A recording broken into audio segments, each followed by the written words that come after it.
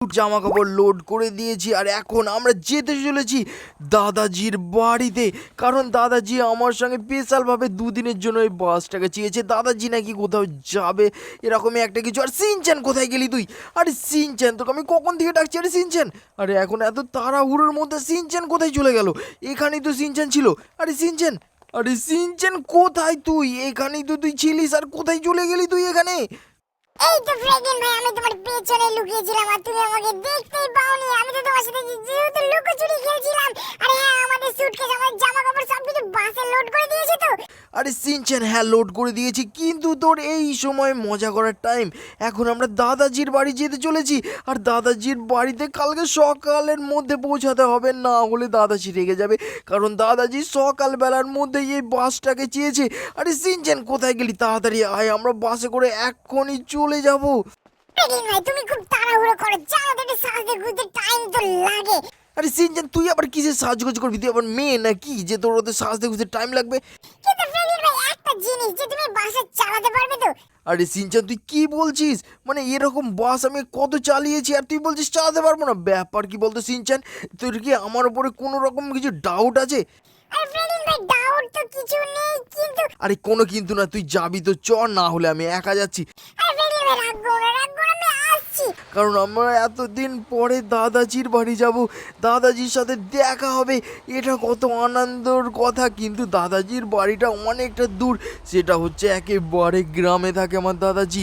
তার জন্য আমরা গ্রামে যেতে চলেছি এই বাস নিয়ে। কিন্তু ফ্রেগেন ভাই, তুমি এরকম পেছনের দিকে যাচ্ছ কেন? সিনচ্যান, গাড়িটার মনে হচ্ছে কোনো একটা প্রবলেম আছে, গাড়িটা ঠিক যেন আটকে যাচ্ছে, আবার সামনের দিকে যাচ্ছে। ফ্রেগেন ভাই, তুমি গাড়ি ঠিক করে চালাতেই পারো না, সেইটা বলো না কেন? আরে সিনচ্যান, তুই রাগাবি না কিন্তু, আমি তো গাড়ি ঠিক মতো ড্রাইভ করছি, কিন্তু গাড়িটা যেন কোনো একটা ফল্ট আছে বলে মনে হচ্ছে। ফ্রেগেন ভাই, তোমার গাড়ির ফল্ট না, ওটা তোমার ফল্ট। সিনচ্যান, তুই রাগিয়ে দিচ্ছিস কিন্তু আমাকে। আমি রেগে গেলে কিন্তু এবার তোকে বাস থেকে নামিয়ে দেবো, কারণ তুই আমার মাথা গরম করাচ্ছিস। আরে এখন তো বাসটা ঠিকঠাকই চলছে। আরে এটা কি হলো? আরে বাস তো যাচ্ছে আর থেমে যাচ্ছে।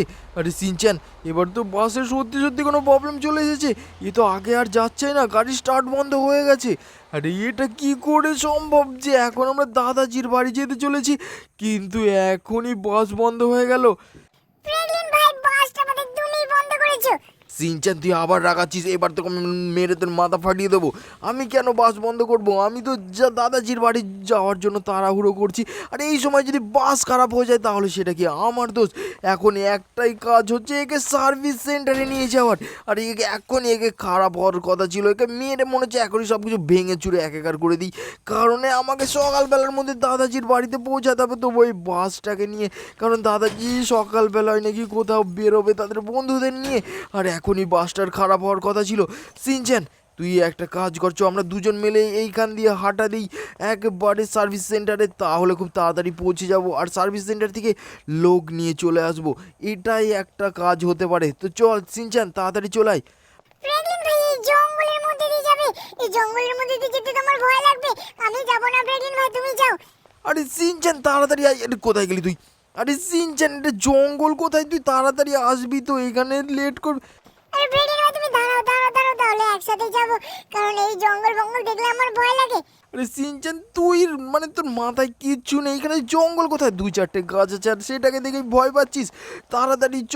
তো ফাইনালি দেখ সিনচ্যান, আমরা চলে এসেছি সার্ভিস সেন্টারে, যেখানে আমাদের গাড়ির সার্ভিস হবে। আর এখানে তাড়াতাড়ি চ সিনচ্যান, আমাদের গাড়িটা যে করে হোক তাড়াতাড়ি সার্ভিস করে নিয়ে দাদাজির বাড়ির দিকে রওনা দিতে হবে। আর এখানে ম্যানেজারের সাথে কথা বলি। আরে সিনচ্যান সিনচ্যান, তাড়াতাড়ি তাড়াতাড়ি আয়। আর এখানে ম্যানেজার কোথায়?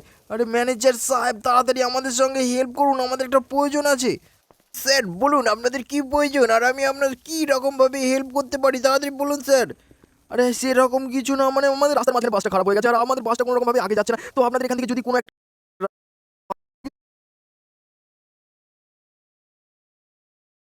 গাড়ির পেছনে ভালো করে সেট করার কিছু একটা দড়ি বা কিছু একটা লোহা ফোহা দিয়ে ভালো করে সেট করে দেবো, যাতে আমরা